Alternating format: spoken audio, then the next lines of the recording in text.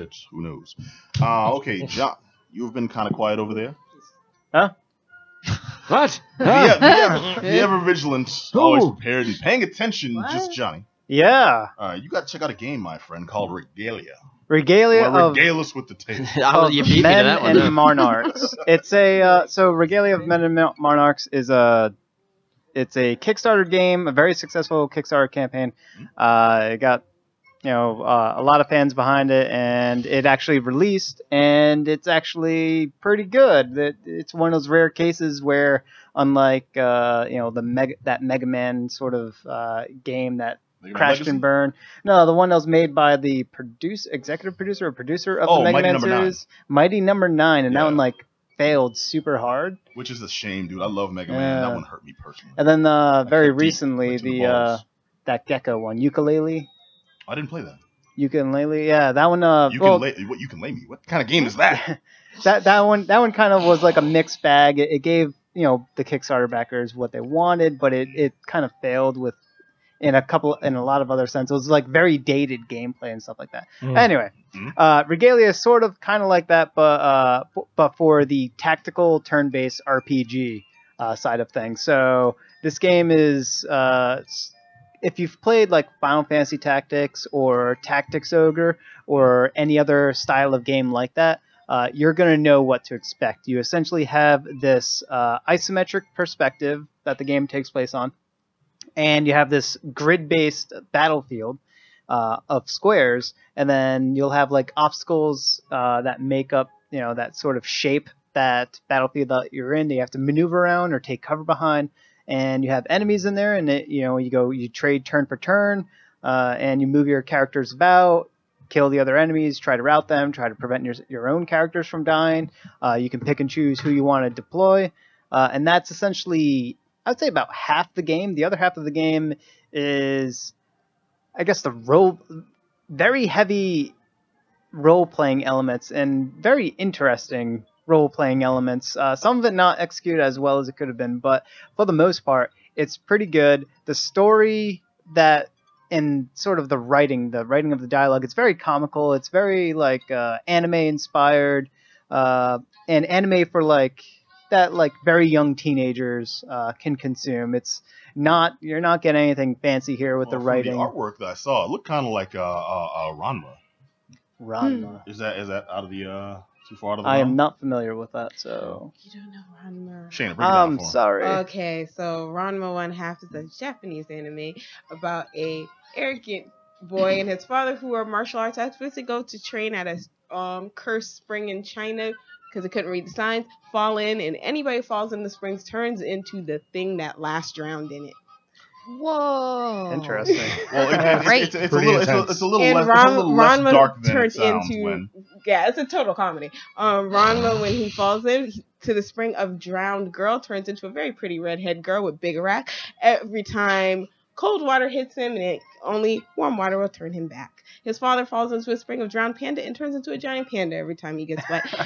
Hijinks ensue when he meets his arranged fiancé. Sounds like the plot to Gremlins 3. That's in the... I'm glad you said that. I was struggling for when Ranma gets wet joke. It was very bad. I saw you fishing for a while. I'm going to save that, but you had to put it out there anyway. Not as kooky or quirky. So is that completely in the ballpark? Not as quirky as something like that. Anything like that, Johnny? Was it anything like any of that? It's medieval setting. It's actually nothing like that. Yeah, not at all. Maybe the actual drawing style, which I guess that's what he's alluding to. The artwork. Yeah. That was, but no, it was definitely worth this conversation. Yeah. No, okay. So it's a medieval fantasy. There's trolls, there's knights, there's magic users. So that's kind of the setting, and that's more along the lines of like Tactics Ogre and Final Fantasy Tactics and other games like that. Also, like Fire Emblem is something that this kind of mirrors. Well, give us the good, the bad, man. Yeah. So to sort of continue on the story itself, there's dialogue in this. So this is a Kickstarter game where there is full voice acting. Not voice acting. Pretty much all of the story. Well, that's kind of a decent effort it takes, and it's not bad voice acting. It's actually Billy West? good. Yeah. Yo, that's awesome because typically what I see with Kickstarter is just kind of imagery, maybe even some storyboards, but to actually see and actually hear voices, that's a huge deal, man. Throughout the whole thing, it's fully voiced. There's side quests and stuff like that you won't get voice acting, but for the most part, all the serious stuff base belong to us. Is voice acted, and of the voice actors there, a lot of them sound like professionals that have done anime, brought over to English voice actors and whatnot that are very familiar with this type of content. Now, this type of content is very English.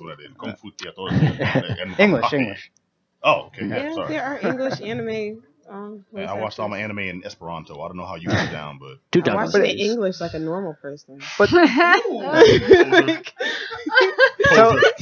subs, not dubs.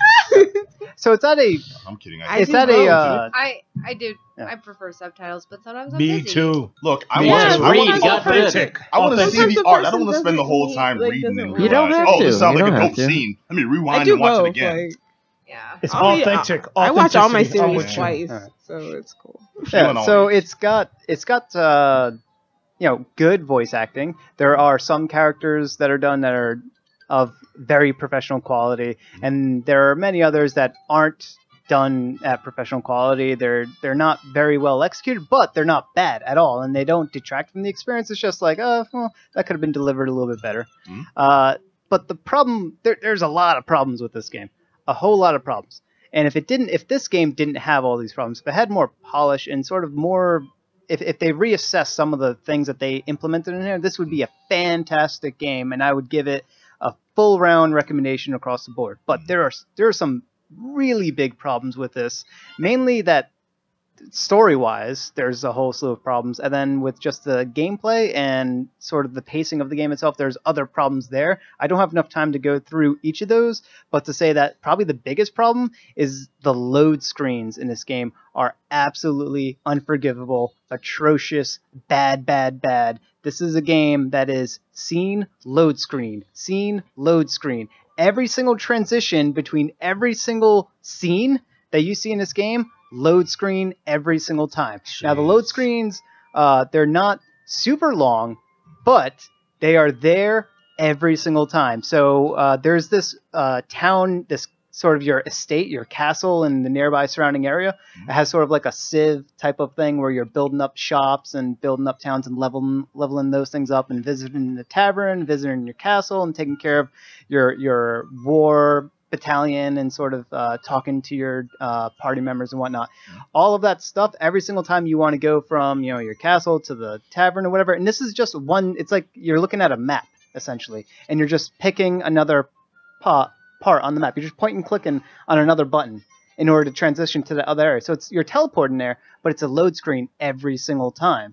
Okay. So I'm some Resident Evil 1 status. So, I can open a door. Yeah. 4 minutes later, the door's open. Oh wait, I'm in the wrong room. Go back. It is just like Resident Evil 1, where every single time you want to enter some other place, you're going through a door load screen every single time. All right, man. So end of the day, thumbs up, thumbs down. I recommend it to tactics users, but I don't recommend it for people who want an interesting role-playing story. There's some really good role-playing elements in here, but the dialogue is just cheesy, bad written. With voice actors. And the comedy is tropey. It's very tropey. That is like the biggest problem, is that it's so tropey and so like samey that it's disappointing.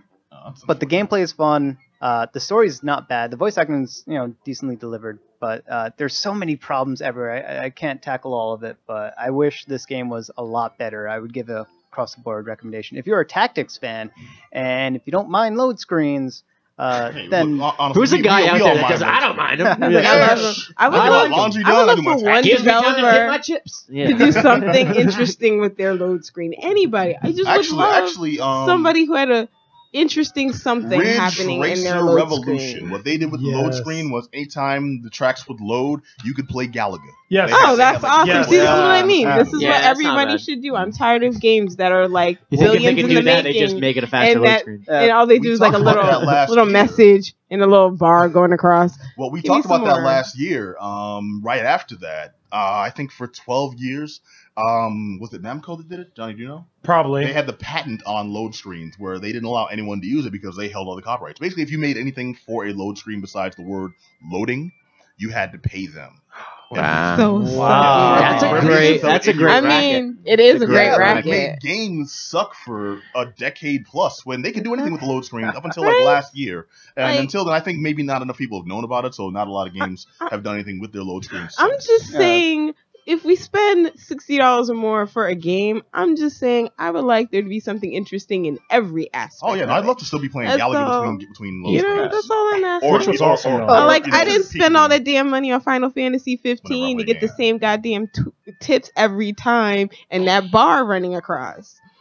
Well, this isn't load screens, and this isn't unavoidable load screens. This is very avoidable load screens, and that's what makes it all the worse. Oh, it could have been it's- avoided. I'm sure that's where Yeah. money constructs come from, you know. All right, well, if this moved you, or if you hate the review, you want to tell Johnny how wrong he is, and you loved Regalia, you have a tattoo somewhere on your body, please let us know. I would love if that person exists. I would. And That I really person want. does exist somewhere. Right? Please, if you somewhere. exist and you're listening, please comment. Cause This no, is no, no, it is a please game you will seek be a fan of it if you play it. Like, this is definitely a game that will have a lot of fans. So I'm not saying that there won't be, but if you're on the fence, I mean, it's a $25 game, so it's on Steam. That's It's $25. some consideration. It's a higher price than what you normally expect for indie. So Yeah, pace yourself. All right, well, geekdownradio@gmail.com if you want to comment on it. Now, we have kept our in-house guests waiting long enough. I want to turn